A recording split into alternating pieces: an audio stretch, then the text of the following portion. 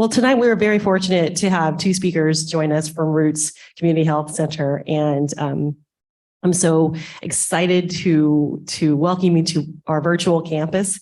And I wish you can see all of us. You probably can't. It's kind of hard to turn all the cameras around, but we're all here, and we've been preparing for your visit and reading about the work that you do. And so our class by now knows a little bit about Roots, and that it was founded by Dr. Noha Abalata in 2008 to provide whole healthcare services to those who lack safety net services and access to traditional support systems, primarily African-American men, including those reentering society from prison, to help facilitate their journey towards self-sufficiency. And they offer a wide range of services and abilities to be connected to resources that support their health, stability, and overall wellness. So I am so excited to introduce our speakers this evening, Ms. Madeline Frey and Ms. Livette King.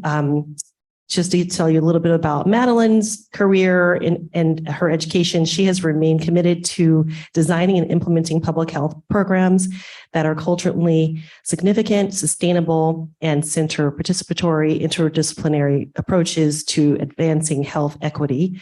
Her dedication to public health grew from youth peer education at Planned Parenthood and sexual health advocacy. This experience evolved into extensive research in contraceptive clinical trials and studies concerning contraceptive access. More recently, Madeline's been working on harm reduction, mental health, and community health and reentry at Roots. She continues to support behavioral health programs and service delivery, primarily for individuals who experience mild to severe mental health symptoms as well. Ms. Livette King is a research, evaluation, and training manager at Roots. She is also a public health practitioner, speaker, and author. Livette is a dedicated professional who has spent over a decade working with business and nonprofits, teaching and facilitating researching and designing and implementing developmental tools and programming. Her energy and engaging speaking style have garnered repeat opportunity for her to join agencies that host professional development workshops and seminars. Ms. King holds a Master of Public Health degree from the University of San Francisco in community practice. Ms. King has also designed a framework to guide interventions addressing systemic racism in healthcare. She's also recently collaborated with two Bay Area chefs on a publication, writing the foreword and assisting with several chapters of their book, Young Bros Cooking, The People's Guide to Everyday Gourmet, that was published in 2019. And she is also the author of several books, including The Radical Self-Care Flow book and journal. So the public health program is extremely thrilled to be collaborating with Roots, and we're so appreciative of the efforts of both Ms. Frey and Ms. King, who have continued their support and education of the training of our students, especially those who have really led the trail, like blazing the trail in health equity and criminal justice in this new concentration. And to date, they have hosted and mentored 5 joint PA and PH students who are all enrolled in the ACCJ concentration. The work the students have done have focused on the Safe Landing Project, and this is one of the many programs at Roots Community Health Center. Safe Landing Project seeks to provide tangible resources for incarcerated members exiting the Santa Rita jail. So with that, let's give a warm welcome to our guests from Roots.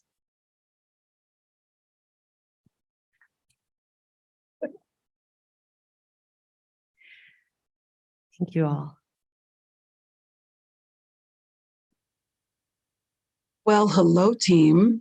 And I'm calling you team because you are a part of this fantastic, phenomenal public health world where we are really trying to create change. Before I start talking to you about Roots and what we do, I'm going to ask my colleague Madeline to share a video, which is a bit of an intro from our CEO, and then we'll dive right in.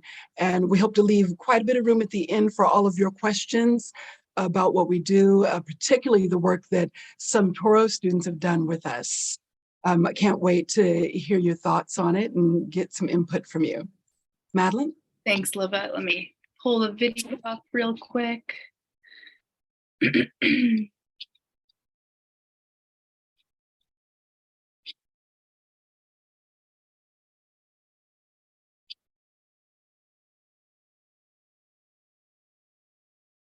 Can folks see this okay?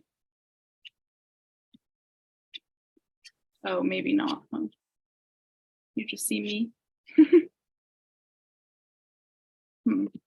See you.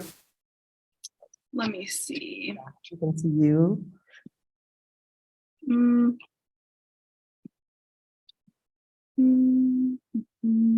Okay.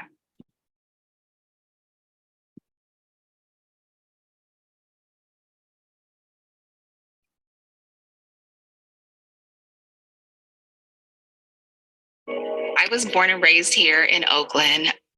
When I got out into the world of being a practicing physician, I was feeling overwhelmed by the fact that I was just seeing one sick person after the next, and I just didn't feel like I was able to get to the root causes of why they were there.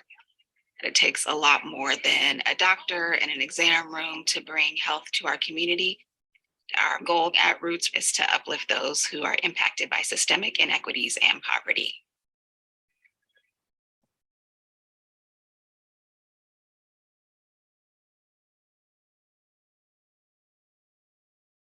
Roots was founded in East Oakland, and our population that we serve is almost 90% of African descent, primarily low income. When someone comes to Roots, they are welcomed by people who live in their community, who are going to find the resources that they need and not judge them. Right now, I'm currently staying in Tip. They meet them where they are, whether that's literally, physically in an encampment or at the jail or on the street. I'm a client service specialist at Roots. So we can do this out in here. We have services that just overall touch everything from homelessness to not having food to getting health insurance to getting mental health behavioral counseling. I'm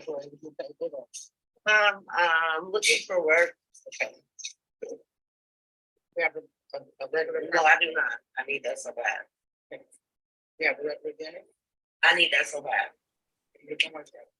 It touches every barrier that impacts the community. I've been waiting for this so long. We also work with individuals that have more severe mental illness that have recently been incarcerated, and we have been able to reduce reincarceration and readmission into the psychiatric hospital by over 90%. Roots is addressing our most vexing problem, racial inequality, and the disparities in health outcomes. And they're uniquely good at doing it because they do not wait for people to come find them. They embed themselves deeply in the community. Roots partners with a number of entities that would not be considered traditional partners of healthcare. We actually established a Barbers Advisory Council because they are absolutely part of our health education safety net. If poverty is the biggest barrier to good health and our community is being kept out of good jobs, what can we do about that? In response to the very high levels of poverty in our community, we created 2 workforce enterprises where we provide paid on-the-job training for members of our community. The first is Clean 360, where we make natural bath and body products. And the second is Hamilton Broadway Signs, where we design, manufacture, and install commercial signs.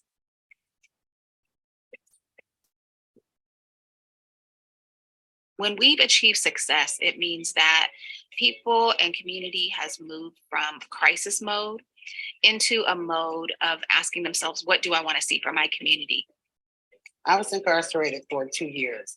There wasn't many options for people that are previously incarcerated as far as employment. Roots helped change my life. I mean, it gave me a sense of purpose. I want to be able to do that for others. It empowers you to want to move forward and want more. I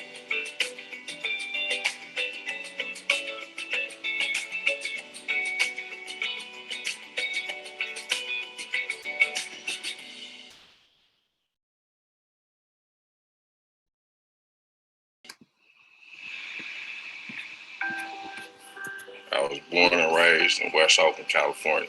I grew up in a Sorry, folks. All right. Let me pull up the presentation again.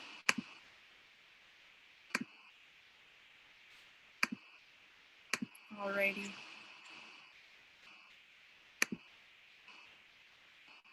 So welcome back, team. I'm so excited to be having this opportunity today to chat with you. And I hope that it is an open conversation, a dialogue about your thoughts about the work we do and the value of really reconsidering the way we look at reentry in health today. When you think about reentry health, you really have to think largely about community health. Next slide, Madeline. So when you think about Roots, we serve largely a 40 by 40 area of East Oakland. This area of East Oakland has the greatest number of social determinants of health. It has a life expectancy that is 10 years lower than if you were to just go a few miles up the hill into the Oakland Hills. It has the largest number of both food deserts and food swamps. When you consider other counties outside of Alameda, it is very difficult to find healthy food in Alameda County, but particularly in this area of Oakland. So food desert, food swamp, it's much easier to get anything that would impact your health negatively. Smoke shop, a fast food restaurant, a liquor store. There are far more of these in the 40 by 40 area of East Oakland that we serve, and these impact illness in East Oakland. So when you're working in a food swamp and you're working in a food desert, one of the first things that you start to recognize is that there are 4 words that you see on a regular basis, and they sound the same. Disinvestment, divestment, mistrust, distrust. The divestment is businesses and organizations selling off parts of their property or all of their property or businesses, and frequently selling those to organizations that are predatory. An example of this in Oakland would be in 90th Avenue. There was a restaurant that was a family restaurant that folks loved to go to on Sundays after church. That restaurant was sold. The property is now owned by a check cashing that sells predatory loans to the community. That the original check cashing, I think it lasted about 5 years, but there've been 3 other businesses in that location since. All have been check cashings that offer predatory loans to the community. So that's an example of divestment. Disinvestment is when businesses stop investing completely in the community. There's so many ways that this happens, but one of the ways that I remember being the most impactful is when the mall, which was a flourishing mall, Eastmont Mall, where teens would go for movies on Friday nights. It was the hangout. It was a place where families came together and socialized. This basically became a barren wasteland for a time. And then it began to have other kinds of businesses there, some social service related businesses, and eventually a police station there in the community. And we know about the levels of mistrust, distrust between communities of color and law enforcement. One of the memories of this place before it became what it is today is that there was a Mervyn's and a J.C. Penney's there. And this is the place where everyone went to get school clothes. This is the place that you went to get your Easter clothes. This is the place that you went to go if there was anything that you needed for family fun and excitement in the community, this was the local hangout. Well, as it gradually became less and less of that, I remember one particular day, JCPenney's was gone. And then when I was about 16, working at one of the teeny bopper shops there, I heard screaming and crying out on the top floor. And I went out and looked, and Mervyn said closed down. They did not tell the staff that they were closing. And I remember seeing a mom falling to her knees, crying, saying, how am I going to feed my kids? How am I going to pay my bills? They could have told us. They didn't warn us. This is what happens when there's disinvestment in the community. So we've got divestment, we've got disinvestment, and then we've got mistrust and distrust. Now that happens in all kinds of ways, but today, because we're talking about reentry and health, we're really going to focus on healthcare. So there's mistrust and there's distrust. And I know that you probably understand that mistrust is when you just sort of think there might be something that's not right about this. You're not really sure, but you don't quite trust it. Distrust is when there's something that's happened that's given you proof that you should not trust this entity. That's what we were dealing with when Roots was founded, that there was distrust and mistrust in the community. Keep in mind that there are folks in the community who have relatives that were in the Tuskegee experiment that ended in 1974. So they have uncles who died because they weren't given penicillin that existed, that could have cured an illness. So we're constantly trying to build up trust and let folks know that we're, a place that you can come to, not just for your healthcare, but for your whole healthcare. Because as a clinic, we do so much more than offer healthcare. We also offer all of those things at the bottom of Maslow's hierarchy of needs that we call wraparound services. Next slide, Madeline. So in the beginning, what we noticed when Roots was being founded is that, of course, there are wide disparities of health outcomes for East Oakland residents, that there's a disparity, there are disparities in life expectancy. Like I mentioned before, 10-year difference in your life expectancy if you just go about 5 miles away from East Oakland, still in Oakland, mind you, but up the hill. The criminalization of behavioral health issues. Thank you, Toro students, for helping us largely with this. You've been helping us with quite a few tools that we're using now to support our clients around not going back to jail when you really need behavioral health support. And we'll get a chance to talk about that a little bit more. Disproportionate burden of chronic health conditions. When you are in an area that has the highest social determinants of health in the county, there is diabetes, there is high blood pressure, there's asthma because of the freeways surrounding, lack of green space. All of these things lead to chronic health conditions, which we're constantly fighting in the 40 by 40.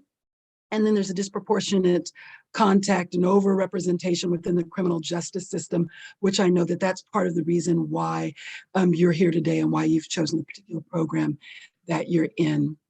Next slide, Madeline. So when you think about all of the services that Roots provide, the first thing that you should really think about is that for us, most of our clients come not for the healthcare, they come for the wraparound services. For example, on Welcome Wednesdays, we have folks that stop in and they ask for therapy appointments. They can receive a walk-in therapy appointment. The therapist will stay there until we see the last client. They come in all the time for food access. Why? Food desert, food swamp. That's what the 40 by 40 is. Here, we'll give them hot food. We'll also give them groceries. Housing, they come in for support with housing. We have paid for folks to be able to keep the housing that they have. We've also helped folks find housing. And when Madeline and I were working with Safe Landing participants, we're going to talk a little bit more about Safe Landing shortly. One of the main complaints that they had is that when they were released from Santa Rita that they needed a job and that they needed housing, and not having a job or housing led to them being back in Santa Rita. We offer social supports. We have many, many community advisory boards, even some run by youth. We support legal status. We support with substance abuse, education, and employment. In fact, our pipeline, you're part of our pipeline because you come in, work with us, learn things that you may not learn from books in school, get to experience what your ideas look like, not just on paper, but in action. If you're interested, you also get to stay and work with us. And we love that. We love having you as that kind of partner. We are partnered with over 40 academic institutions. In this past year alone, we had over 90 interns supporting us in the work that we do. We support with financial security. And of course, I mentioned with mental health. And let me drop back down here to the left with mobility and communication. When a client can't make it to the doctor's office because they don't have transportation, or because they are not able to get there on their own, maybe they need support physically, or if they can't communicate with a doctor, we have something called a health navigator. The health navigator will call an Uber that will pick that client up and bring them to their doctor's appointment. The health navigator will also be culturally congruent, meaning that they speak the language of the person that they're supporting. And the health navigator sits between the client and the physician, and they'll attend appointments with the client. They'll also explain things that the doctor has said that they want the client to do to improve their health. So we look at that navigator as an incredibly important part of the healthcare team. And it's actually the navigator that addresses all 10 of these vitality domains when they first meet the client. Next slide, Madeline. So I'm not going to go through all of these services offered. This is about 22, but you should know that we have over 40 programs at Roots. And within the programs, there are programs frequently as we get new partners and reach out to community members to broaden what we're able to offer to the community. Sometimes it's businesses, sometimes it's people, but we look at all of these as assets: people, businesses, nonprofits. They're all assets that help us grow. I am going to point out in the middle of this, I guess it's your left side, you'll see Oakland Stomp, and that is a street medicine team that goes out, and because there's some folks that would never come to us. Some of those folks are unhoused, and some of them are people that have mistrust, distrust. We will go out to specific areas in the community, and everything that we offer at the clinic, we offer through that mobile unit. Above that, you see pediatric medical care and adult primary medicine. We offer all of the things that any other clinic would offer in that regard. In this middle row, you'll see community healing and family first engagement. I want to bring this up because there is a false narrative that in communities of color, we don't care about family. And I want to just have you think about all of the ways in which people need to sometimes deny family in order to qualify for resources. And then the results of that being that, of course, they get the resources, but now there is a government record saying that there's a broken home when there's really not a broken home. And I think that this community, the 40 by 40, suffers from a tremendous false narrative about how broken the homes are. There are many homes that are full and whole with working family members, but they are working and still making minimum wage, and in some cases not making minimum wage and just scratching by. At Roots, we do work to support those families as well with education, and even in our workforce development programs. What would cause someone to be making less than minimum wage is taking whatever job that they could get to support that family. And in taking that job, they're choosing to do that instead of doing something that would be illegal, that would cause them to be re-incarcerated. In addition to everything that I just mentioned, every service that we offer for families and for adults, we have a teen clinic called Dream, and all of those services that we offer also to youth from ages 14 to 24, including our women's program that supports young mothers. Next slide. So now the juicy part. This is where I get to talk to you about the work that I really love doing with Toro students. One of our Toro students was on site at Safe Landing. And this student created a framework to evaluate the strengths and weaknesses of the Safe Landing program and provided recommendations. Now that sounds like a mouthful, but really what it means is that she went into the parking lot of Santa Rita Jail right alongside our team, that she observed what was needed. And the outcome of that was, you need this many doctors on site, you need this many nurses, you need a behavioral health practitioner on site. The hours need to change because you're operating during a time frame that we're not seeing the maximum number of clients that we should be seeing. There was also a Toro student who created a guide for selecting SLP interview participants. And this is because we wanted to interview participants to find out what happens when you leave Safe Landing. We know that you're supposed to leave the Safe Landing program, make it to Roots, and then receive all of these tremendous services that improve your life. And you're never going to go back to jail again. That's the hope. Well, that wasn't what we were seeing. And we needed to examine where we were falling short, where are the holes in our program. Well, a Toro student created a guide that told us how we should choose who we're going to interview from Safe Landing so that we maximize the information that we received when we were holding our focus groups and interviews. Another Toro student created an intervention to decrease the loss and long-term follow-up of SLP clients. Remember, if you were just released from jail, you may be going from couch to couch, you may be homeless, you may not have a job, you may not be able to have a phone, we may not be able to keep up with you. Well, this student created an intervention that decreased that and increased our follow-up. Part of that was just by designing a team that specialized for Safe Landing that would follow Safe Landing participants in a different way than our traditional navigators do.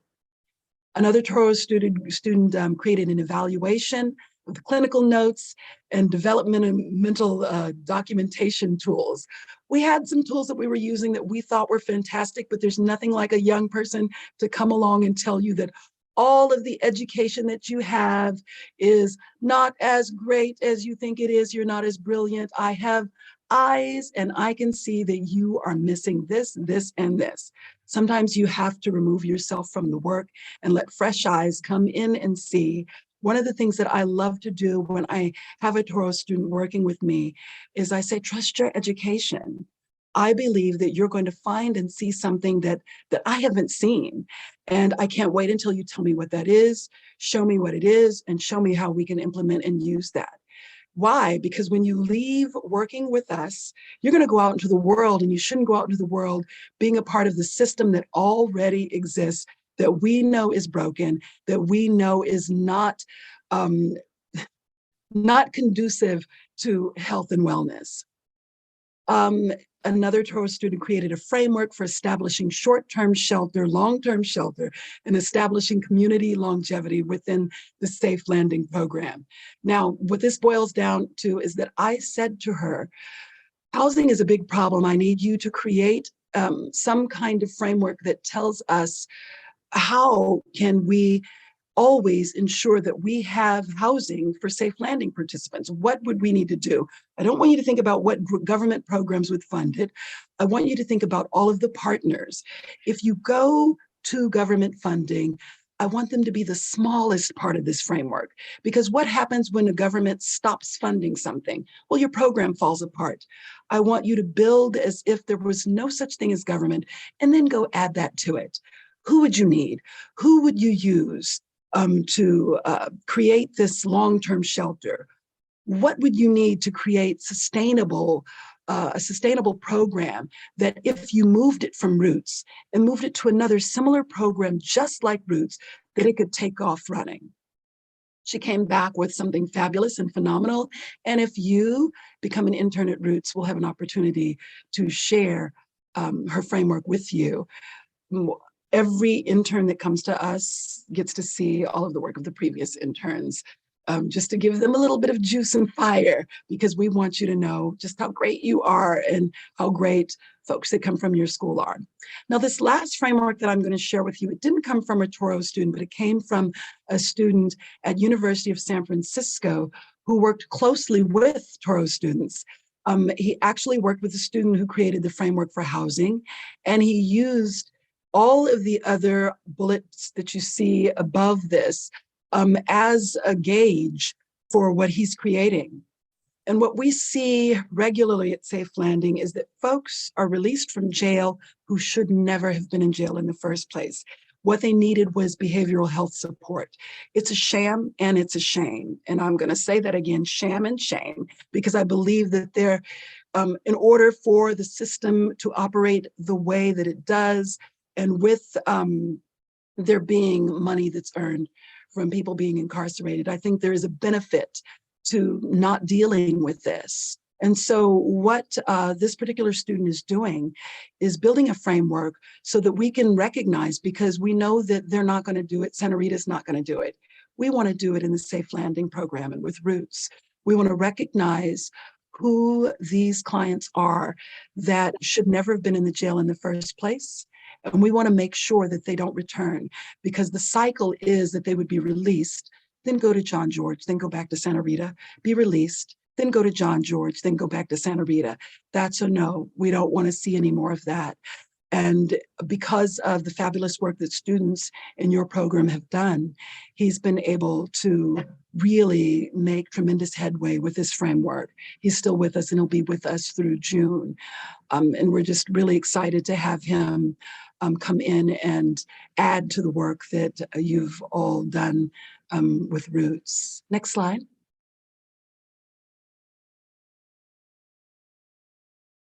And I'll actually turn it over to you now, Madeline. Thank you, Miss Levette.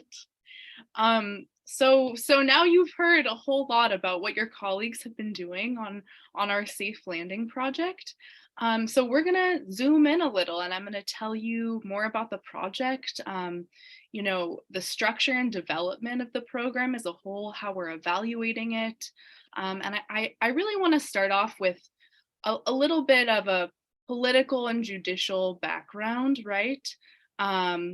And I'm sure that folks really understand at this point, you know, you've been doing lots of readings and working with your professor in depth, but you know, the background on mental illness among justice impacted folks, right? So those who are in jail are 5 times more likely than the general population to have serious mental illness. And really the political and judicial context surrounding the Safe Landing project it originated from a class action lawsuit, Babu versus Ahern.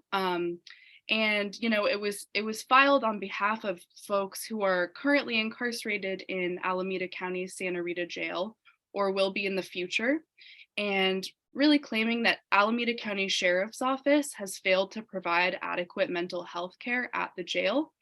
So while they did reach a settlement with the county, Santa Rita Jail is currently under a consent decree issued by the U.S. Department of Justice.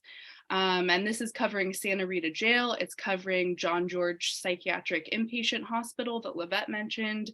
You know, and it ranges from the way that Santa Rita has supported folks during COVID-19 to their behavioral health resources and system. We're really going to be talking more about the behavioral health side, but obviously it's all interconnected, right? And I just want to acknowledge that Safe Landing is addressing one piece of this huge puzzle, and one that's very, systemically challenged, as we all know, and has extreme structural issues based in structural racism. And, a settlement is not going to solve the problem that we have at Santa Rita Jail. And Roots has made an effort in our work since 2008 to really build community trust. But at the same time, it's not an end-all be-all solution to reentry for Alameda County, right?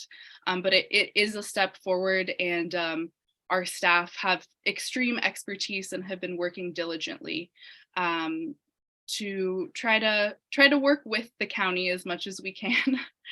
And with that being said, so here's a picture of our trailer, which is our Safe Landing program stationed outside of Santa Rita Jail in Dublin. So folks are being released, they're walking down the ramp. Folks are released 24 hours a day. And we are not fully, open 24 hours a day yet, but our staff are there to help folks with both immediate release services and connecting them to follow-up services, right? So what are you gonna need, not just right now, right at release, but once you get back home, do you need a place to stay? Do you need to get connected to a job? And then all of the other pieces that Livette really mentioned with our wraparound services previously. So here's a bit of an overview of the program. Our pilot began in 2020, and we've been going ever since. We're now at 2 years, over 2 years, and transitioning out of pilot. And we really worked through the COVID pandemic, working through those challenges. Luckily we were outside working with folks, but COVID definitely had its challenges. And as I mentioned before, Santa Rita has a 24-hour release schedule. So folks can be released in the middle of the night. BART is closed at this time, leaving from Dublin. There's really no transportation for folks unless you have someone who's committed to coming and picking you up when you're released. And in addition to that, release times are, very up in the air, right? So Safe Landing really had a transportation focus from the start, hoping that we can get folks back to Oakland, back to the places they need to be. And the walk from Santa Rita Jail to Dublin BART is about a mile and a half. So walking this in the evening in the dark was very unsafe, especially for our women identifying folks who were being released. So some goals of Safe Landing was to provide a safe space for adults to go when released from Santa Rita. And as I mentioned, obtain post-release support services, connect clients immediately to resources to meet urgent and essential needs, connect clients with short and long-term support services. So hoping that folks continue to stay with Roots once they are connected to us as a medical home, reduce utilization of emergency services within 7 days of release. And I know that the previous speaker mentioned that 2 weeks after release is a very high risk time for folks. Prevent unforeseen circumstances or recidivism immediately following overnight release, and gaining a deeper understanding of the needs of folks, and particularly folks being released overnight. So currently, our service hours are 4 p.m. to 12 a.m., 7 days a week. We're hoping that these hours will be expanded, dependent on funding and structure. And so in addition to the Safe Landing trailer, where our transition specialists are working to connect folks with services, we also have our Roots shuttle service. So the shuttle is picking folks up from Santa Rita and dropping them off at Dublin BART. And we're also doing 2 trips to Oakland every day. And we also, the shuttle is available for family members or friends to also be transported from Dublin BART to Santa Rita to visit their loved ones. So immediate release services, as I mentioned, and follow-up care through Roots. So immediate release would be transportation through our shuttle. If the shuttle is not there, or if someone needs a specific destination, we can call them an Uber, or we can provide them a phone to call for their own ride.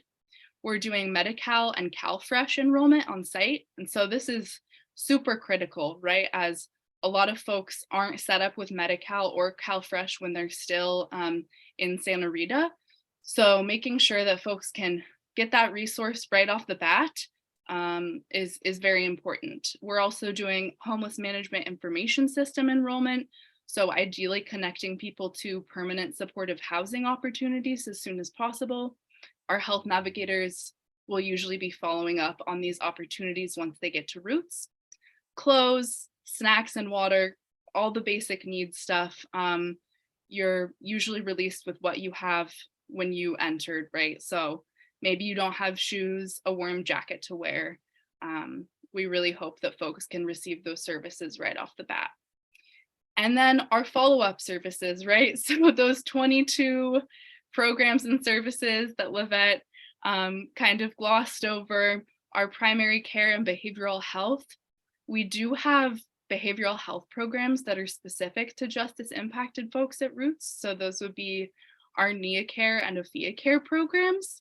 NIA Care is actually specific to individuals on AB 109 probation in Alameda County and experiencing mild to moderate mental health symptoms. And AFIA Care is for our SMI or serious mental illness clients who have justice experience. We have our employment resources and our housing resources that our navigators are very, have lots of knowledge on, and then we're doing benefits enrollment and support groups. So we're really hoping that, the door can open up to folks connecting with all of these services once they do an intake with us. So here's a little snapshot of our Roots shuttle schedule. As I mentioned, we're dropping folks off at BART and Eastmont Mall in Oakland. And a highlight of the number of folks we served just in year 1. So this is a huge accomplishment. Our staff on site should really be proud of this. And, we really encourage folks to, see our program as more than just a number, right? So Livette and I have been working to interview clients and really understand how this program has impacted them and, the challenges and successes of reentry, in addition to how we can make the program better. So that's super important to us as we have evaluated the program over the past 2 years in the pilot phase. So a couple successes and challenges that we've experienced and our staff has experienced during the program duration. As I mentioned before, we're enrolling clients in HMIS, CalFresh, and Medi-Cal on site. A majority of these applications are completed on site. Some applications will be completed later on at Roots. We're coordinating with our Roots shuttle service and then connecting folks to Roots services, as well as external services, so BACS, EOCP, and BOSS. Our health navigators are very well connected and have developed strong relationships with external resources as well. And some challenges are absolutely our physical structure, right? Our staff have been working out of a trailer for the past 2 years, one that you would take on vacation with your family, not necessarily one that is equipped to provide privacy for behavioral health and clinical assessments, or a comfortable space for you to relax after you've just been released, or touch base with a family member who is visiting you. And And so obviously the facilities and physical structure really impacts our ability to staff the program and the hours of operation, right? Because we can only have a couple staff in a small space at a time. We've also noticed there's an extreme lack of housing resources for folks being released. I've seen some successful housing connection when you have sometimes a very dedicated probation officer who's connecting you to a housing program right off the bat. But I have to say, in my 2 years at Roots, I've seen that happen once. Lack of access to release data, which impacts our ability to provide discharge coordination. So what that means is we don't have access to data from the Alameda County Sheriff's Office. So it's pretty hard for us to receive discharge plans from folks being released so we can follow up on things. And I think this feeds into just a general lack of collaboration with our safe landing staff to ensure best outcomes for folks. So we're really hoping that we can collaborate better with the county and adult forensic behavioral health, who are the behavioral health providers inside Santa Rita Jail. So it can be more of a continuum, right? And less fragmented for folks in behavioral health and clinical assessments and discharge planning. So next steps, I know I already touched on this a bit, but expanded facility and staffing, which would allow us to expand our hours of operation. Ideally on-site behavioral health and clinical staff for immediate assessments. We are going to be planning some pop-up testing and vaccination clinics on site soon. Increased access to housing resources. And as I said before, some expanded collaboration, and of course, implementation of our intern evaluations and suggestions. We really, take this to heart. And as Livette said, it's really, really special to have fresh eyes on a program. It's very helpful. And yeah, lastly, I want to say that it's really important that community organizations like Roots continue to be invested in for this work, and that decision-making and implementation power remains in the hands of the community when it comes to reentry. And lastly, this is just a little visual of the process for someone accessing our Safe Landing program and then eventually doing an intake at Roots. So walking down that ramp, doing an intake with our transition specialist at the trailer, which is usually much more of a casual conversation. And then once we collect information from them, if they're interested in follow-up, our client service specialists at Roots will be doing outreach and ideally connecting folks with a health navigator at our main clinic or any of our clinics, and completing a full intake process. So this would, allow someone to gain access to that wide range of services. And I do have a small video clip to end with. Let me see if I can successfully share my other screen. While she's finding that, I just want to remind you that there was a slide that she shared, and I think it said 3,720 clients served by our Safe Landing program. Remember that the county only expected us to serve 1,000, but Roots served 3,000 plus. That means that for whatever funding was provided that they hoped we would use on 1,000, that we used on 3 times as many folks. And that's because at Roots, we don't turn anyone away ever at all. We have a community fund and other means that we use to ensure that we never turn anyone away, that we'll help anyone who needs it. Yeah, absolutely. Thank you, Livette. All right, so let me see if this will play.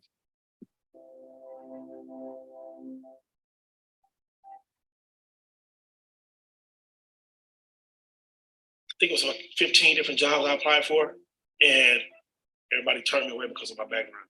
And then they might want to hire me and give me a second chance.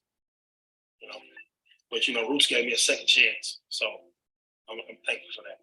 My life before emancipated initially was living hell. I was on the streets, selling drugs, support my kids. Yeah, so did whatever it takes to put food on the table. I just didn't have any like hope. I applied for 100 jobs and couldn't even get a phone call back for one interview because of one charge. It's sad and it's a little depressing. It makes you want to do stuff that you know you shouldn't be doing just to survive.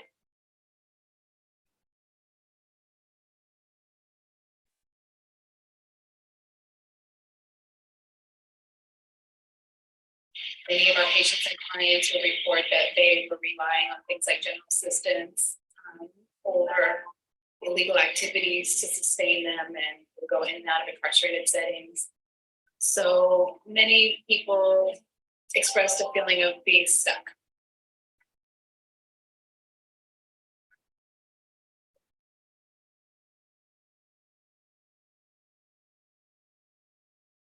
All righty. Thank you so much. I think that if we have time for questions, Lavette and I would love to answer them.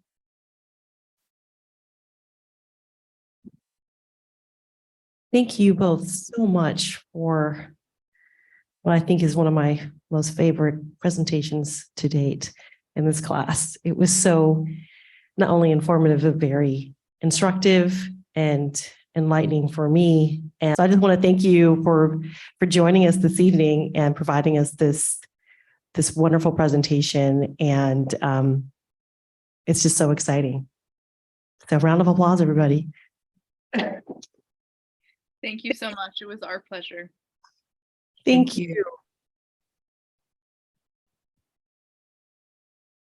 You all have a good evening. Thank you. You have a great evening as well. Thank you so much. Much appreciation. Take care, team. Bye-bye. Thanks, everybody. Thank you so much for your fantastic questions and insights. Really glad to hear our dialogue, our discussion about that and to hear what you're interested in. So let's break at 7 o'clock.